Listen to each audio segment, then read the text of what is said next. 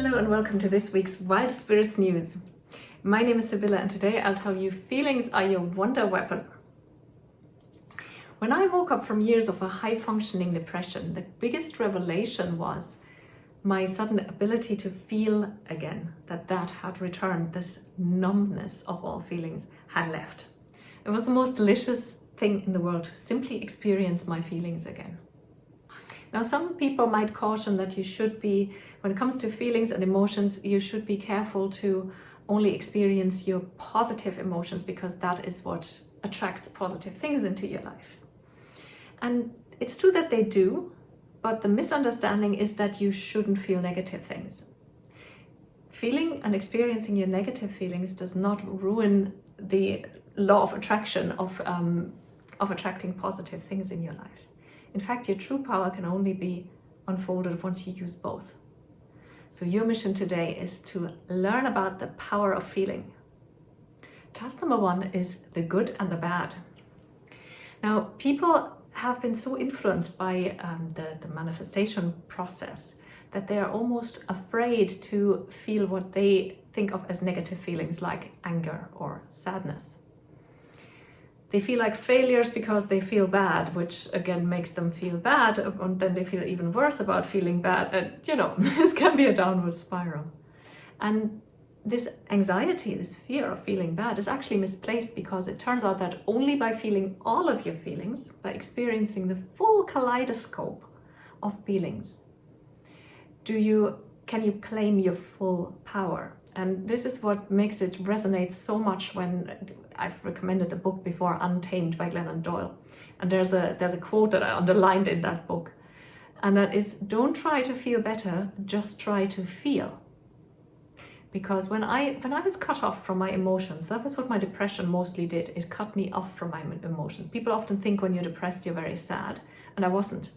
I was high functioning, I still went to work and all the rest, and my world had shrunk, and it had shrunk because my feelings had shrunk.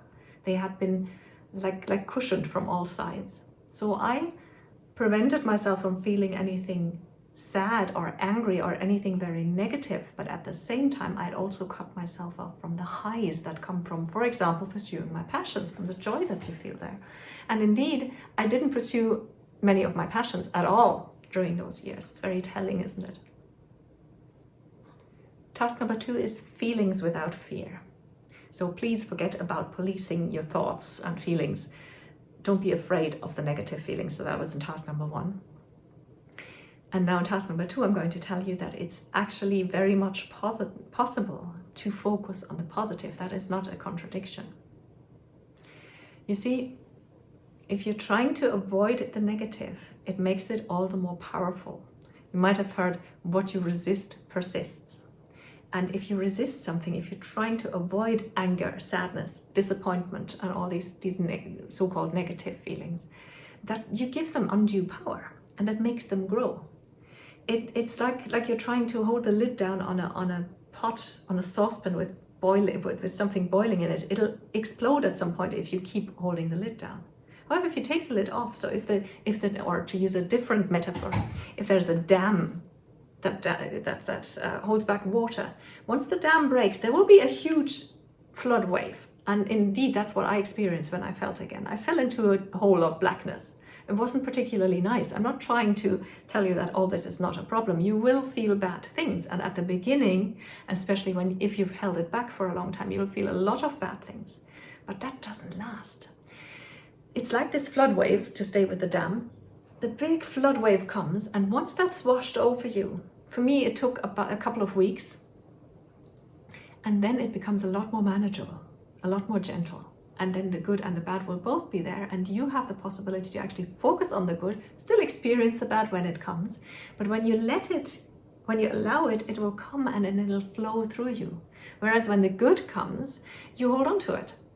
You reinforce it, for example, by prioritizing your passion. And that is how you can actually focus on the positive whilst feeling both the positive and the negative, because you're a whole human being and this does all sorts of good things for you. It makes you feel whole, it makes you feel accepted because you accept yourself with everything, with the good and the bad feelings, because in truth, none of them are in any way superior or inferior to the other. That brings me to task number 3, which is, as usual, let me know. Hit the reply button on the email that you got the link to this video with and tell me what you're taking away from this video. Are you practicing the law of attraction? Have you been looking to focus on the positive? What is your experience with this? What are your thoughts on it? I'll reply to every email, I promise. And if you didn't get the link to this video in an email, that means you're not part of the Wild Spirits community yet, and you should join us. Go to wildspiritscoaching.com and fill in that little form there. You'll get 1 email per week. It's 100% spam free. You'll get lots of additional information and articles. You get recommendations of books and other resources, and sometimes you get exclusive offers that are only for my subscribers that nobody else ever gets to see. So go to wildspiritscoaching.com and sign up, or you can Google Wild Spirits Coaching. That'll bring you to my website as well. Thank you for watching.